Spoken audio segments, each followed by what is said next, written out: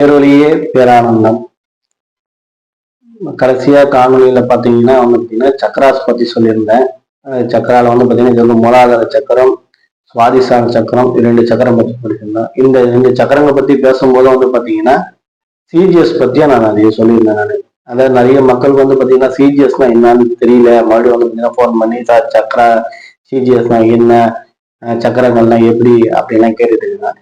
இந்த காணொலியில முழுசா பாத்தீங்கன்னா சிஜிஎஸ், அதாவது சக்கரா கிரக சாந்தி அப்படின்னா என்ன, அது என்னென்னலாம் வேலை செய்யுது, எதெல்லாம் பாத்தீங்கன்னா தொடர்புடையது, எப்படி அது மக்களுக்கு நோயை குணப்படுத்துது, மற்ற எந்த விதத்துலலாம் பங்களிக்குது அப்படின்றத பார்க்க போறோம்.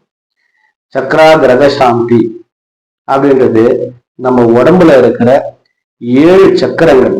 அந்த 7 சக்கரங்கள்லயும் பாத்தீங்கன்னா நவகிரகங்கள் வாசம் செய்யுது. அந்த 7 சக்கரங்கள்ல தான் நவகிரகங்கள் இருக்குது. முதல் 7 கிரகங்கள் பாத்தீங்கன்னா ஒவ்வொரு சக்கரத்தையும் இருக்கிறதுனால, ராகு கேது கிரகங்கள் 7 கிரகங்கள்னால அவங்களுக்கு வீடு இல்லாததுனால ஆஸ்பர் அஸ்ட்ராலஜி பாத்தீங்கன்னா அவங்க அந்த 7 சக்கரங்களை டிரான்ஸ்லேட் பண்றாங்க. அதனாலதான் அந்த நவகிரகங்களும் அந்த 7 சக்கரங்கள்ல வாசம் செய்யுதுன்னு நம்ம சொல்றோம். சரி, ஆஸ்ட்ராலஜிக்கும் சக்கரா கிரக சாந்தியான இந்த சக்கரங்களுக்கும் என்ன தொடர்பு இருக்குங்க? அண்டத்தில் உள்ளது பிண்டத்தில். வானவியல் சாஸ்திரமான அஸ்ட்ராலஜி இந்த ஜோதிடத்துல பாத்தீங்கன்னா நவ கிரகங்கள் மேல அந்த கதிர்வீச்சுக்கள் நம்ம மேல படுறதுனாலலாம் பாத்தீங்கன்னா நமக்கு இந்த தோஷங்கள் வருது எல்லாமே. இந்த கதிர்வீச்சுக்கள் எப்படி படுது, இது எங்க படுது? டைரக்டா பாத்தீங்கன்னா நம்ம உடல் மேல படுறது கிடையாது. என்னைக்குமே பிசிக்கல் பாடிய இது தொடவே தொடாது. எல்லாமே பாத்தீங்கன்னா நம்ம சக்கராசை தான் பாதிக்கும். ஏன்னா இந்த சக்கரங்கள் தான் பாத்தீங்கன்னா உடலை இயக்கிக்கிட்டே இருக்குது. இந்த சக்கரங்களை பாதிக்கிறதுனால மட்டும்தான் இந்த சக்கரங்களை சார்ந்த உறுப்புகள், அதாவது ஆர்கன்ஸ் பாத்தீங்கன்னா பழுதடையுது. அந்த ஆர்கன்ஸ் பழுதடைறதுனால்தான் நமக்கு நோயின்னு உருவாகி வருது. இதனால்தான் பாத்தீங்கன்னா மக்கள் நோய்வாய்ப்பட்டு மாத்திரை மருந்து இதெல்லாம் எடுத்துக்கிட்டு காலம் ஃபுல்லா ஹாஸ்பிட்டல் இது மாதிரி சுத்திக்கிட்டே இருக்காங்க.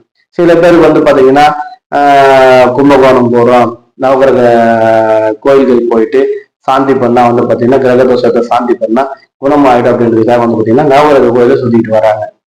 ராகுகளுக்கு காலாசி போறது. கும்பகோணத்துல பாத்தீங்கன்னா நிறைய கோயில்கள் இருக்கு. சென்னையிலேயே நவகிரக கோயில்கள் இருக்கு. இந்த கோயில்கள் எல்லாம் போயிட்டு வந்துட்டு இருக்காங்க. இது ஏதாவது ஒரு கோயில் விட்டாலும் அவங்க தவற விட்டா கூட பாத்தீங்கன்னா அவங்களோட நேர்த்திக்கடன் பாத்தீங்கன்னா முழுமையடையாம போயிடுது.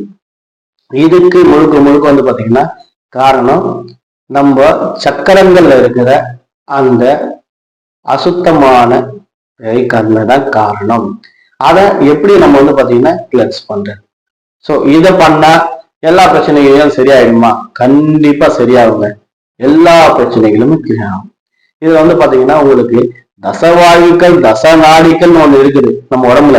இது எல்லாருக்கும் நிறைய பேர் தெரிஞ்ச விஷயம். ஆனா இது எப்படி செயல்படுது, இதை உணர முடியுமே கண்டி இதை கண்ணால பார்க்க முடியும். இதுவே பாத்தீங்கன்னா இந்த தசவாயு தசநாடிகளும் முழுக்க முழுக்க சக்கரங்களோட பங்களிப்புல தான் இருக்குது. எல்லாமே பாத்தீங்கன்னா தசவாயுகளான பிராணன், அபானன், வியானன், உதானன், நாதன், கூர்மன், கிரிதரன், சமானன், தேவதத்தன், தனஜயன், இந்த தசவாயுக்கள். தசநாடிகள் இடகலை, பிங்களை, சுழுமுனை, சிங்குவை, காந்தாரி, அத்தி, அலம்புருடன், புருடன், சங்கினி, குகு, இந்த மாதிரி பாத்தீங்கன்னா தச நாடிகள் இருக்கு. இந்த தசவாயும் தச நாடிகள் எல்லாமே பாத்தீங்கன்னா நல்லா புரிஞ்சுங்க, இந்த ரெண்டுமே பாத்தீங்கன்னா சக்கரங்களோட தொடர்பு இருக்கு. இந்த சக்கரங்கள் சீரழிஞ்சா மட்டும்தான் இந்த வாயுக்களும் இந்த நாடிகளும் சீராக இயங்கும். இது உண்மையான விஷயம். நிறைய பேர் தெரிய மாட்டேங்குது. வாயுக்கள் பாத்தீங்கன்னா சமன்பட்டாலே அது சரியா போயிட்டு நினைக்கிறாங்க. நாடிகள் சரியானா இதை சரியா நினைக்கிறாங்க. கண்ணுக்கு தெரியாத விஷயங்கள் நிறைய இருக்கு. சரி, இந்த சக்கரா கிரக சாந்தி பண்றதுனால பாத்தீங்கன்னா என்னென்னலாம் நன்மைகள் கிடைக்கும்?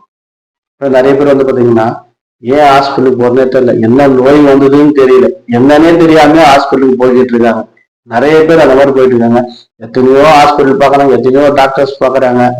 எல்லா டாக்டருமே டேலண்டான டாக்டர்ஸ் தான், எல்லாமே குவாலிஃபைடு தான், எல்லாமே ஸ்கில் பர்சன்ஸ் தான், எல்லாமே நல்ல மருந்துகள் எழுதி கொடுக்குறாங்க. எல்லா எக்யூப்மெண்ட்ஸும் ஹாஸ்பிட்டல்ஸும் நல்ல எக்யூப்மெண்ட்ஸ் தான். சிடி ஸ்கேன், எம்ஆர்ஐ ஸ்கேன், இதெல்லாம் டயக்னோஸ் பண்ண முடியாத நிறைய பிரச்சனைகள் நம்ம மனிதர்களோட ஹியூமன் அனாட்டமி பொறுத்த வரைக்கும் மனித உடம்புல மனதுக்கு உடற்கூறியல்ல கண்டிப்பா இருக்குது. இந்த சக்கரங்களை பார்க்க முடியாது, ஆனா உணர முடியும். இந்த சக்கரங்கள் பழுதடைனால்தான் கண்ணுக்கு தெரியாம மனுஷனால கணிக்க முடியாத நிறைய நோய்கள் வந்துகிட்டே இருக்கு. இந்த நோய்கள்லாம் எப்படி சரி பண்றது? சக்கரங்களை சீர்படுத்தினாலே பாத்தீங்கன்னா நோய்கள் 100% குணமாகும். 100% இது மட்டும் கிடையாதுங்க. இது ஒரு ஃபர்ஸ்ட் எய்ட் மாதிரி. இதை நீங்க பண்ணீங்கன்னா 100% நீங்க எடுக்கிற மெடிசன்ஸ் 100% வேலை செய்ய ஆரம்பிக்கும். அதாவது சொல்லுவாங்க, நீங்க கொடுக்கறது பார்த்தீங்கன்னா யாராவது ஒருத்தர் தடுத்தாங்கன்னா எப்படி கொடுக்க முடியும்? கொடுக்க முடியாதுல்ல. அப்ப தடுக்கிறவங்க இல்லைன்னா கொடுக்குறவங்க வாங்குறவங்க பார்த்தீங்கன்னா கொடுக்குறவங்க கிட்ட தான் வாங்க முடியும். அதேபடிதாங்க இப்போ இந்த சக்கரங்கள் பாத்தீங்கன்னா மெடிசன்ஸை அக்செப்ட் பண்ணாம தான் பண்ணும். காரணம்னா இந்த கிரகங்கள் பாத்தீங்கன்னா அந்த வேலையை செஞ்சுக்கிட்டே இருக்கும். இதுதான் முழுக்க முழுக்க பாத்தீங்கன்னா நோய் குணமாகாதது காரணம். இப்போ நோய் குணமாகணும் அப்படின்னா இந்த சக்கரங்கள் சீராக இருக்கும். அப்போ இந்த கிரகங்களுக்கான சாந்தியை நம்ம பண்ணும்போது பாத்தீங்கன்னா சக்கரங்கள் சீரா இயங்க ஆரம்பிக்கும். சக்கரங்கள் சீரா இயங்க ஆரம்பிச்சுன்னா அதுக்கப்புறம் நீங்க எடுக்க போற மெடிசன்ஸ் அற்புதமா வேலை செய்யுங்க.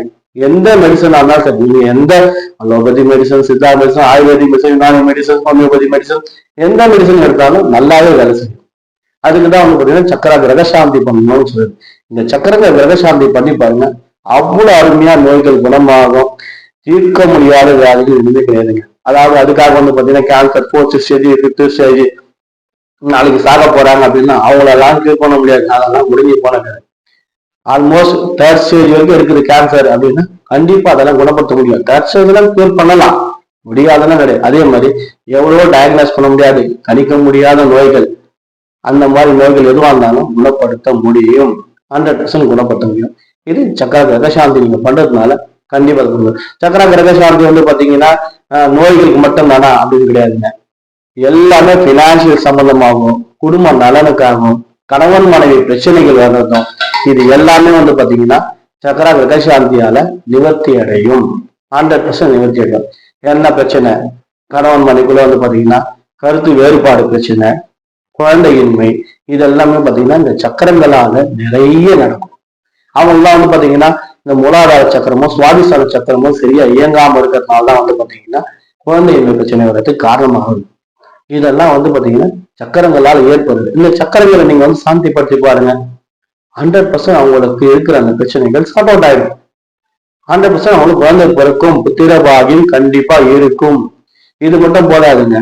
அதுக்காக நம்ம இது மட்டும் பண்ணா போதுமா? கோயிலுக்கெல்லாம் போய் தேவையில்லைன்னா கோயிலுக்கு போங்க, குலதெய்வத்தை கும்பிடுங்க, எல்லா கோயிலுக்கும் போங்க. யாராவது ஒரு சித்தரை பிடிச்சிங்க, ஏதாவது ஒரு சித்தர் கோயிலுக்கு போங்க.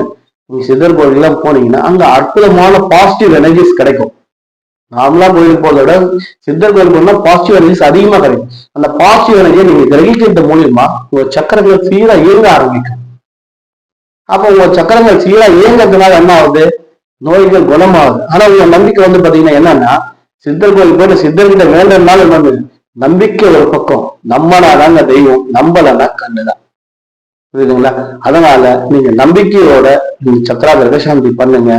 சித்தர் கோயில் போங்க, ஏதாவது ஒரு சித்தர் உங்களுக்கு பிடிச்ச சித்தர், சரி சாய்பாபாவா தான் சரி, நீங்க பாத்தீங்கன்னா எந்த சித்தரை கும்பிடுறீங்களாலும் சரி, அந்த சித்தரை ஒரு பிடிச்சிக்கிங்க. அவரை பிடிச்சிக்கிட்டு நீங்க அவர்கிட்ட கேளுங்க, முறையிடுங்க. அந்த கோயிலுக்கு போயிட்டு வாங்க. அங்க இருக்க பாசிட்டிவ் எனர்ஜியா நீங்க ரியாக்ட் பண்ணீங்க, அதை நீங்க உள் வாங்குங்க. உள் வாங்கினா மட்டும்தான் பாத்தீங்கன்னா உங்க நோய் அவ்வளவு ஃபாஸ்டா குணமாகும். இது 100% எத்தனையோ பேருக்கு நான் பாத்தீங்கன்னா அட்வைஸ் பண்ணியிருக்கேன். எத்தனையோ பேருக்கு நான் ரெஃபர் பண்ணுவேன், இந்த கோயிலுக்கு போங்க, அந்த கோயிலுக்கு போங்க. அவங்களுக்கு என்னென்ன சித்தர்கள் அவங்க இருக்காங்களோ அந்த சித்தர்களை நம்ம பாத்தீங்கன்னா அவங்க அட்வைஸ் பண்றோம். இந்த கோயிலுக்கு போயிட்டு வந்தீங்கன்னா அவங்க நல்லா இருக்கும். அதே மாதிரி எத்தனையோ பேருக்கு நிறைய நல்லது நடந்திருக்கு.